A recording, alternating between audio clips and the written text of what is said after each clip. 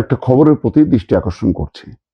বিভিন্ন সোশ্যাল মিডিয়াতে বা গণমাধ্যমে খুব গুরুত্ব সহকারে খবর এবং নানা বিশ্লেষণ নিশ্চয়ই আপনারা দেখেছেন। সেটা হচ্ছে সেনাবাহিনীর শীর্ষ পর্যায়ে রদবদল।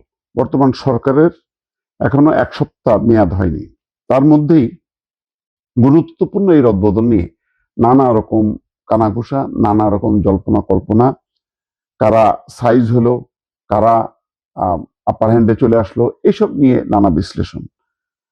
আমাদের দুর্ভাগ্য, আমাদের সেনাবাহিনী যেন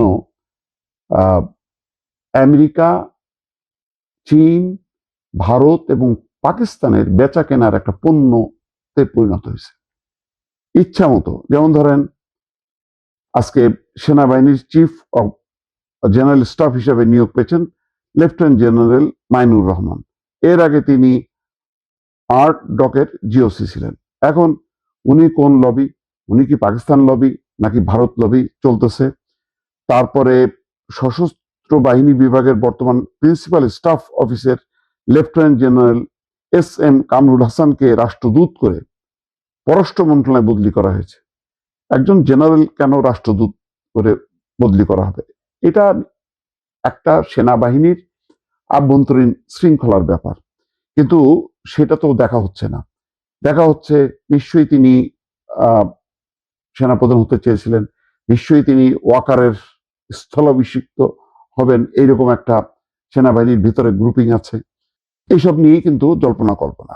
নতুন প্রিন্সিপাল স্টাফ অফিস হিসাবে নিয়োগ পেয়েছেন মেজর জেনারেল মীর মুশফিকুর রহমান। এর আগে তিনি 24 পদাতিক ডিভিশনের জিওসি ছিলেন। এছাড়া মেজর জেনারেল JM ইমদাদুল ইসলামকে 55 পদাতিক ডিভিশন থেকে ইস্ট বেঙ্গল রেজিমেন্টাল সেন্টারে বদলি করা হয়েছে। আবার ইস্ট বেঙ্গল রেজিমেন্টাল সেন্টারের commandant general major general Ferdous হাসানকে 24 পদাতিক ডিভিশনের জিওসি করা হয়েছে। দিল্লিতে বাংলাদেশ হাইকমিশনে কর্মরত ব্রিগেডিয়ার জেনারেল মোহাম্মদ হাফিজুর রহমানকে মেজর জেনারেল পদোন্নতি দিয়ে 55 পদাতিক ডিভিশনের জিওসি করা হয়েছে।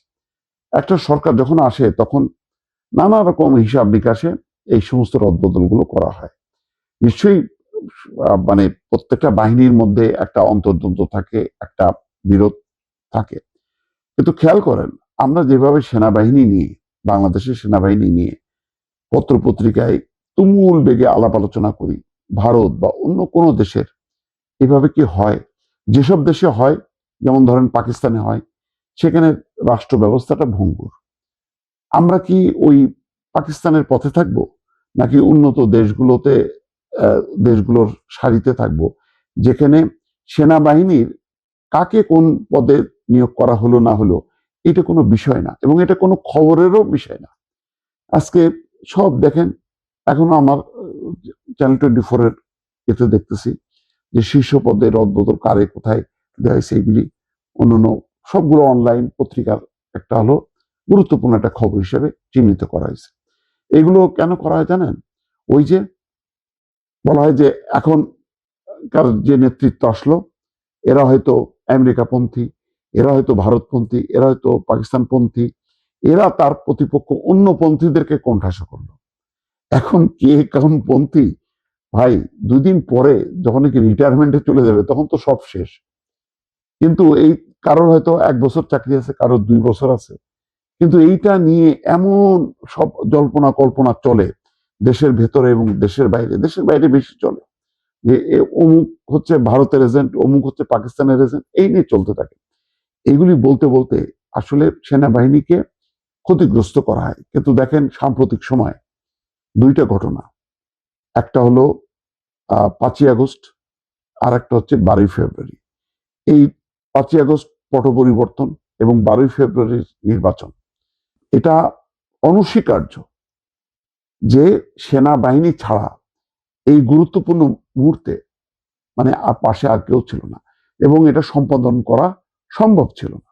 একটা সুন্দর শান্তিপূর্ণভাবে এক ধরনের গণ অভ্যুত্থান হয়েছে, এটা সত্য, কিন্তু এটা রক্তাক্ত অভ্যুত্থানে রূপ নেয়নি। রক্তপাত হয়েছে, কিন্তু যথেষ্ট সীমিত পরিমাণে। এই ধরনের অভ্যুত্থানে শত শত মানুষ মারা যেতে পারত। যারা পরাজিত হয়েছে তাদের মানে প্রথম সারি বহুজনের মানে প্রাণহানি ঘটে যেতে পারত। কিন্তু একটা অংশ পালিয়ে গেছে, আর একটা অংশ বিচার প্রক্রিয়ার মধ্যে আছে। বিশ্ব কিন্তু দেখলো যে একটা গণঅভ্যুত্থান হয়েছে, কিন্তু রক্তের হোলি খেলা হয়নি।